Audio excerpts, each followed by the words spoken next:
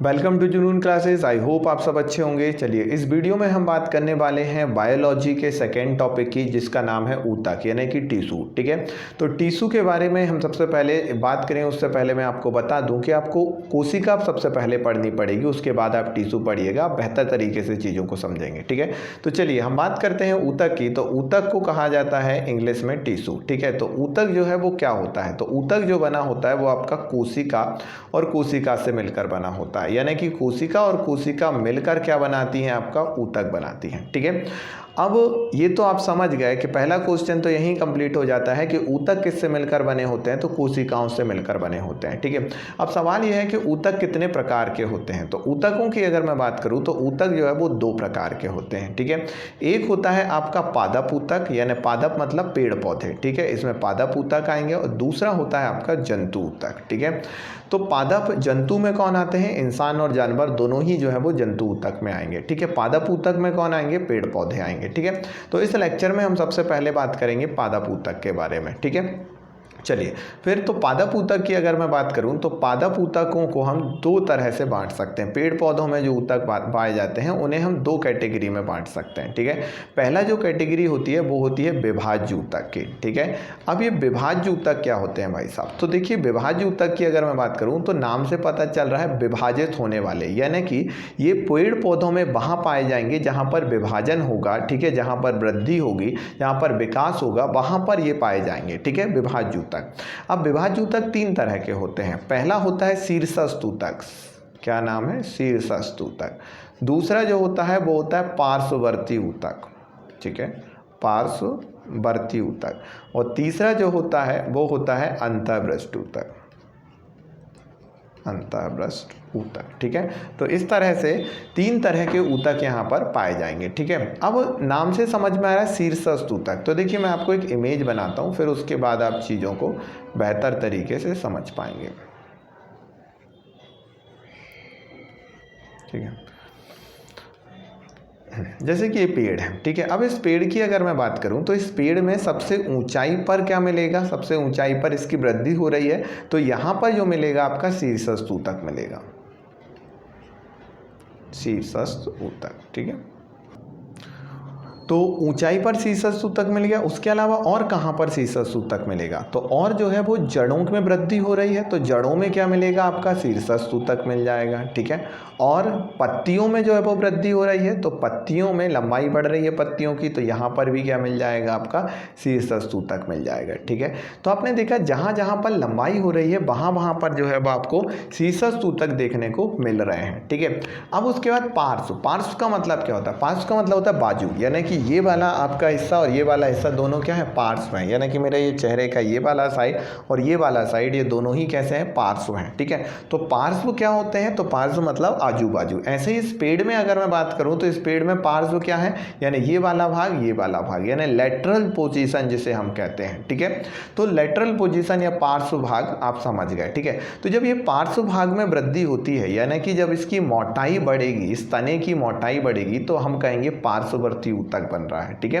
तो तने की मोटाई का बढ़ना क्या कहलाता है? पार्श्ववर्ती ऊतक बनना कहलाता है। क्लियर है?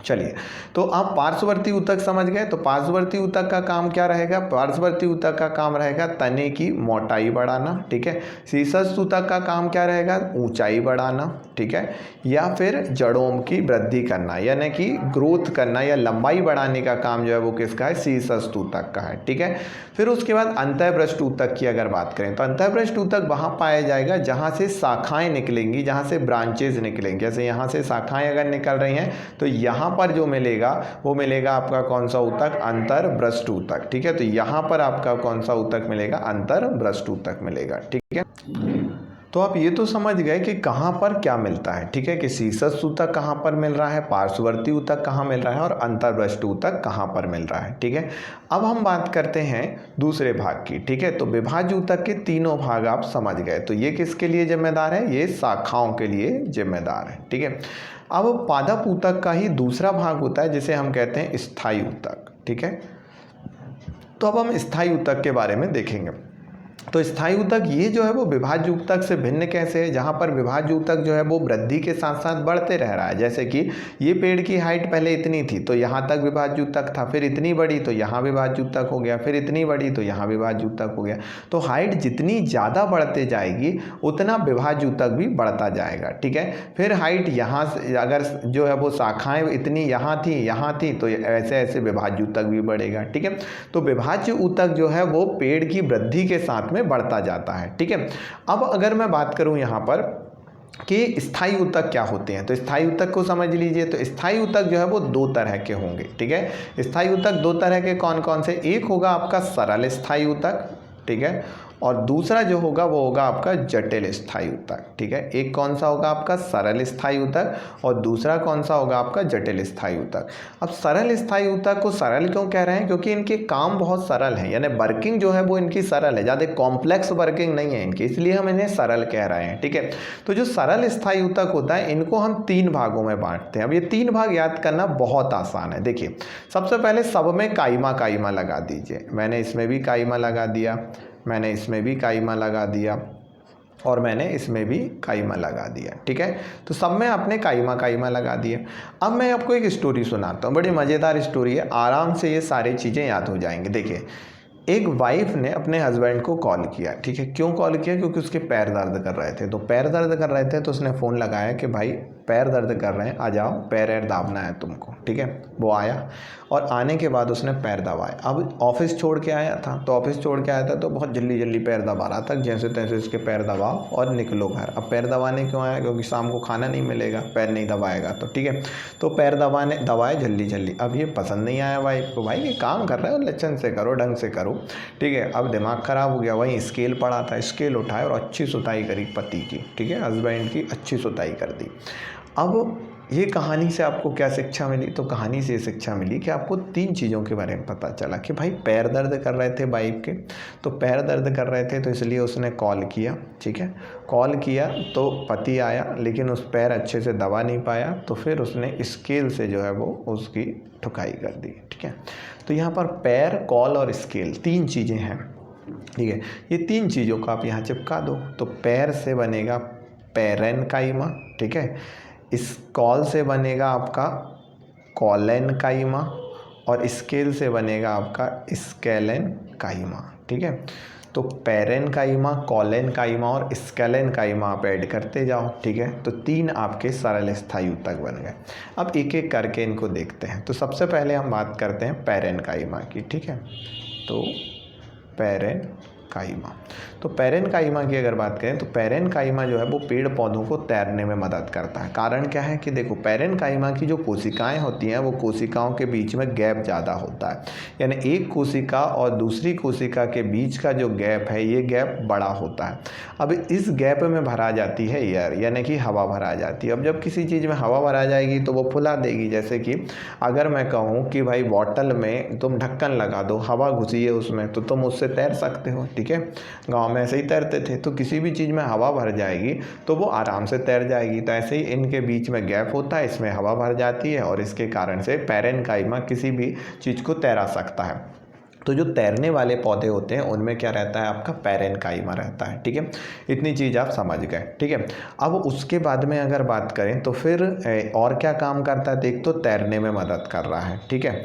फिर उसके बाद में दूसरा, ये भोजन को संग्रहण भी करता है, भोजन को ये स्टोर भी करता है, ठीक है। तो ये भोजन के स्टोर में भी मदद करता है, भोजन के संग्रहण में, ठीक है। तो तैरने में भी मदद कर रहा है और भोजन के संग्रह में भी ये मदद कर रहा है, ठीक है। तो ये दो काम ये बेसिकली कर रहा है, ठीक है। एक तो तैरने में और दूसरा भोजन के संग्रहण में, ठीक है। इतनी चीज़ आपकी क्लियर है। फिर उसके बाद अपन बात करते हैं कॉलेन्काइमा की। तो कॉलेन्काइमा क्या करता है, तो कॉलेन्काइमा का काम होता है पेड़ पौधों को लचीलापन प्रदान करना। कॉलेन्काइमा के कारण ही पेड़ पौधे जो है वो लचीले रहते हैं। तो जहाँ पर लचीलापन है, जैसे कि पत्तियों में लचीलापन होता है, तो यहाँ पर कॉलेन्काइमा है, ठीक है। फिर उसके बाद में जड़ों में लचीलापन होता है, वहाँ पर कॉलेन्काइमा। तो जहाँ जहाँ पेड़ पौधों में लचीलापन है वहाँ पर आपको क्या देखने को मिलेगा, कॉलेन्काइमा देखने को मिलेगा। तो ये क्या करता है, पेड़ पौधों में लचीलापन लाता है, ठीक है। तो लचीलापन। ठीक है, तो लचीलेपन के लिए कौन जिम्मेदार है? कॉलेनकाइमा जिम्मेदार है। ठीक है, फिर उसके बाद में हम बात करते हैं स्केलेनकाइमा की।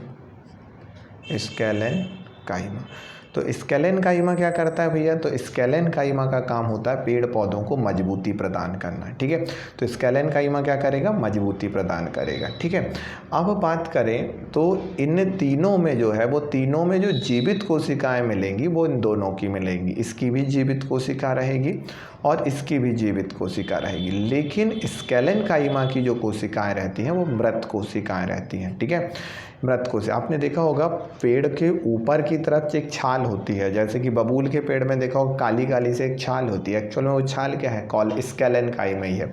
यही जो है वो पेड़ पौधों को मजबूती प्रदान कर रही है। ठीक है, तो पैरेनकाइमा क्या कर रहा है? तैराने में मदद कर रहा है और भोजन को स्टोर कर दे रहा है।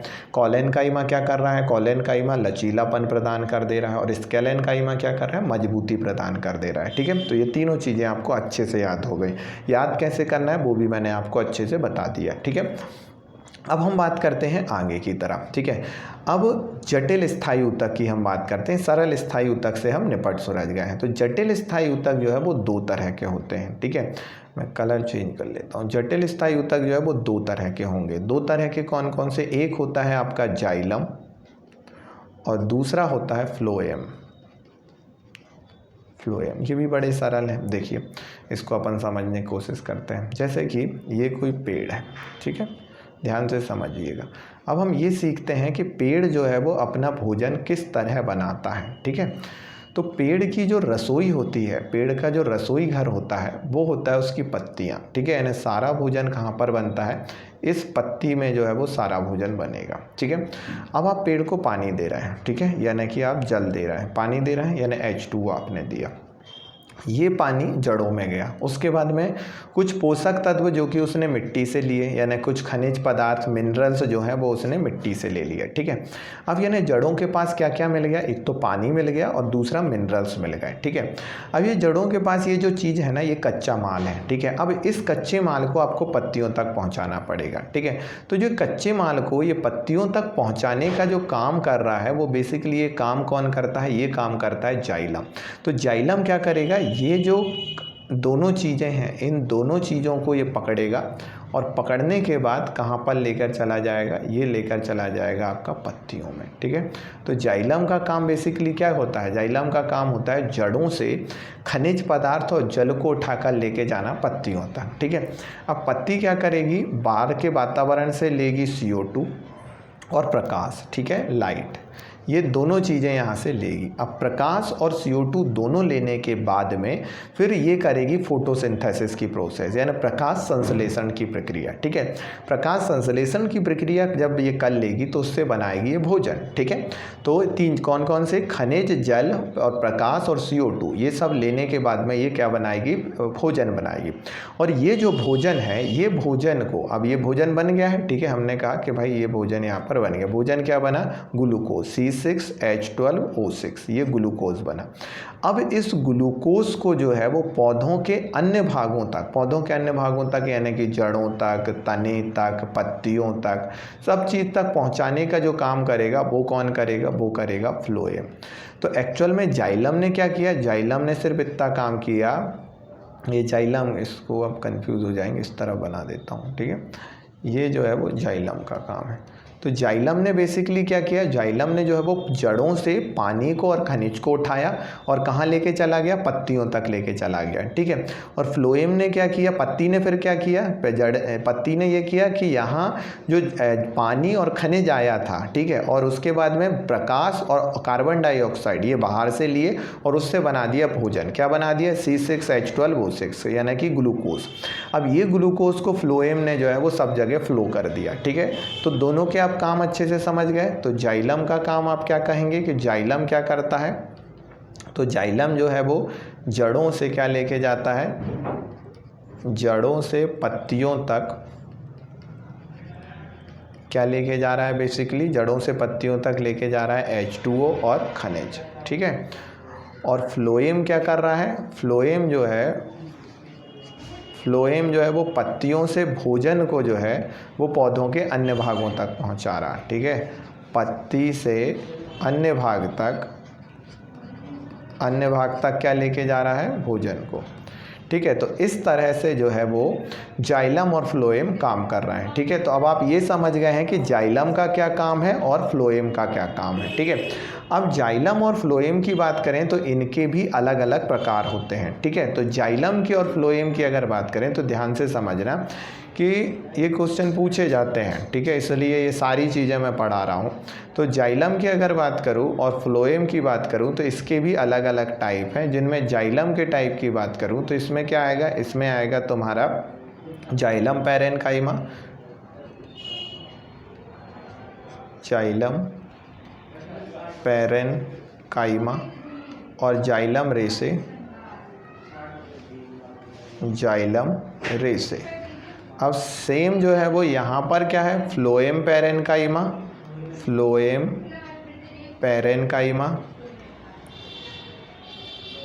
और उसके बाद में फ्लोएम रेसे, फ्लोएम रेसे। ठीक है, ये दोनों तो कॉमन है। ठीक है, इसलिए मैंने ये बताया जाइलम पैरेन्काइमा का काम होता है भोजन को संग्रह करने का।